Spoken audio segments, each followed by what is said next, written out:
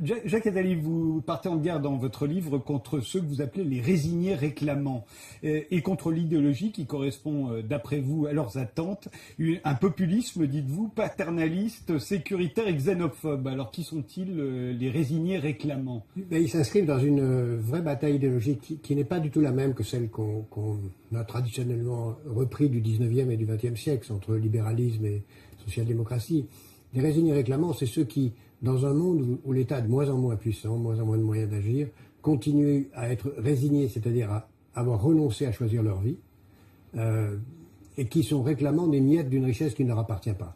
Ça s'inscrit dans une bataille entre deux idéologies très fortes, deux grands mouvements, qu'on peut caractériser l'une par l'idéologie de la peur des autres, la peur des étrangers, la peur des femmes, la peur des juifs, la peur des musulmans, finalement la peur de soi-même, parce qu'on ne croit pas qu'on soit capable de quoi que ce soit, et ça se traduit inévitablement par une idéologie de « puisque j'ai peur, je me replie sur moi, je fais l'apologie de la pureté, donc de la purification », ce qui veut dire qu'entre ceux qui sont pour la pureté nationale et ceux qui sont pour la pureté ethnique et ceux qui sont pour la purification idéologique qu'on trouve dans les extrémismes de toute nature des fondamentalistes, c'est la même chose. Donc ça, c'est l'idéologie de la peur. Et face à ça, l'autre idéologie, celle que j'essaie de montrer comme celle qui porte l'avenir, qui est extraordinairement optimiste, c'est l'idéologie du respect. Respect de soi-même, respect des femmes, respect des juifs, des musulmans, des autres, ouverture et acceptation du nouveau, du changement, qui fait qu'on est inévitablement conduit à la bienveillance, à l'empathie, au courage, à l'optimisme, à la volonté de faire, à la volonté de se trouver soi-même, parce que si on se respecte, c'est qu'on a envie de réussir sa vie. Et si on a envie de réussir sa vie, on se rend compte très vite qu'on ne peut pas réussir sa vie sans altruisme. C'est d'ailleurs tout ce que montrent les technologies modernes, qui font que la réussite suppose le partage, suppose l'empathie, suppose l'écoute des autres, suppose l'ouverture au monde, suppose d'accepter les choses. Je prends juste un exemple concret. J'étais avant-hier à Mulhouse, dans un des bureaux de l'organisation que je préside, Planète Finance. J'ai vu des jeunes qui se trouvaient des communautés dites étrangères, à qui on a simplement tendu la main et donné la chance, en les coachant, de leur permettre de réussir leur métier. Je me souviens d'un gamin venant de Tunisie, devenu prof de plongée sous-marine et maintenant un artiste photographe, etc. Et qui, en même temps, passe une partie de son temps à aider les autres du quartier à s'épanouir et à réussir leur vie.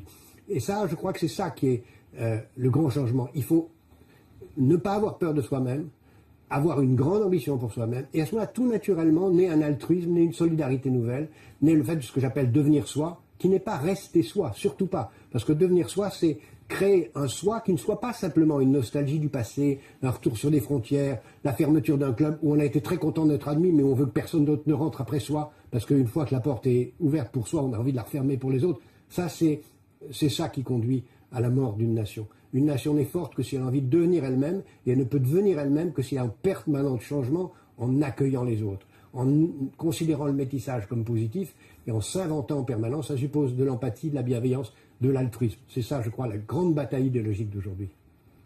Éric Zemmour, Mais c'est ça la grande bataille idéologique d'aujourd'hui? J'ai écouté l'homélie du père Attali et je suis encore un peu ébloui. Il y a les méchants et les gentils. Il y a les vilains qui veulent la pureté, la purification, l'horreur, quasiment le nazisme. Et puis il y a les gentils qui sont bienveillants, qui sont altruistes. Oh, c'est beau, sauf que ça n'existe pas, monsieur Attali. Surtout, ça fait fi de ce qu'on est, non pas de ce qu'on devient, mais de ce qu'on est. Auguste Comte disait « Les morts gouvernent les vivants », monsieur Attali. Et Raymond Aron ajoutait « L'histoire est tragique ». Et ça, vous l'oubliez. Vous parlez pour un homme hors sol, vous parlez pour un homme qui passe sa vie dans les aéroports.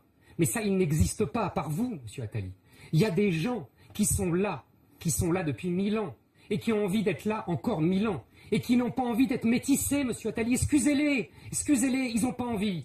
Ils n'ont pas envie d'être submergés, ils n'ont pas envie d'être remplacés.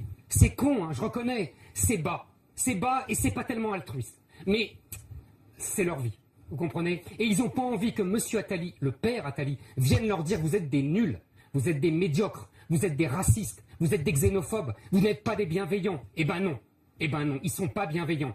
Parce que les autres non plus ne sont pas bienveillants. Exactement dans le discours de ce que je disais tout à l'heure.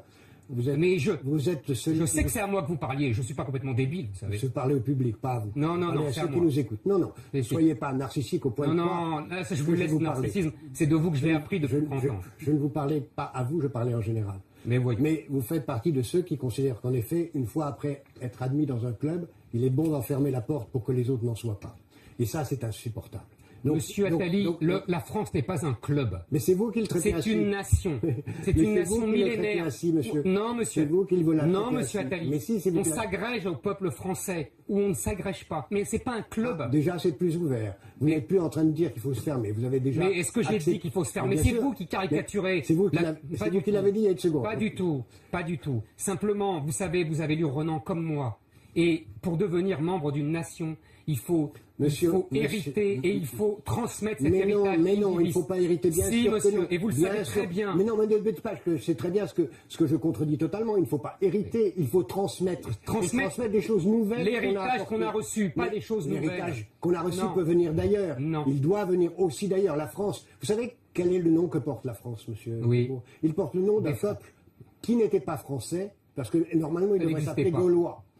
Le peuple d'origine est gaulois. Les Francs sont des envahisseurs. C'est d'ailleurs le vrai de tous les peuples européens. Les Anglais portent le nom d'un peuple qui vient d'Allemagne. Les Russes portent le nom d'un peuple qui vient de Scandinavie. Les Allemands portent le nom d'un peuple qui vient d'ailleurs. Et les Italiens portent le nom, etc. etc. Et alors ça veut dire que toutes les nations sont faites de mélanges. Et la richesse d'une nation, c'est les mélanges. Ce n'est pas de transmettre un héritage qui, quand on le voit trop petit, devient dérisoire. Parce que vous trouvez que l'héritage de la France est petit, monsieur Attali? Je pense que l'héritage dont vous parlez, tout à fait minuscule, il n'est pas minuscule. La France de 1500 ans n'est pas minuscule, monsieur Attali.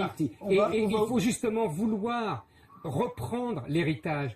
Se sentir français, ça veut dire devenir prendre l'arbre généalogique des Français. Nous ne parlons pas du même discours. Mais nous ne parlons pas du même sujet. Je parle exactement de la même chose. Le sujet n'est pas celui-là. Si c'est celui-là. Non, le sujet n'est pas celui-là. Le sujet, dans l'idéologie d'aujourd'hui, dans la bataille idéologique d'aujourd'hui, c'est est-ce qu'on va s'enfermer dans un discours fermé sur qu'est-ce qu'on est en étant simplement l'héritier de quelque chose, ou est-ce qu'on va se demander si on a une occasion d'être soi-même, de réussir sa vie, de faire de sa vie quelque chose de différent des autres, de se retourner derrière soi et dire j'ai fait quelque chose de personnel, j'ai apporté au monde quelque chose qui me soit propre. Et tout ce qui se passe aujourd'hui dans le monde nous donne cette chance. Moi je le vois en me promenant, non pas de façon idéologique, dans le monde entier, avoir des gens très pauvres qui décident de se prendre en main, qui ne cherchent pas à obtenir un emploi mais qui le créent, qui ne cherchent pas à répéter des erreurs ou des réussites antérieures, mais qui essayent à rêver leur vie et à faire leur vie. Je le vois concrètement tous les jours dans tous les pays où je me promène.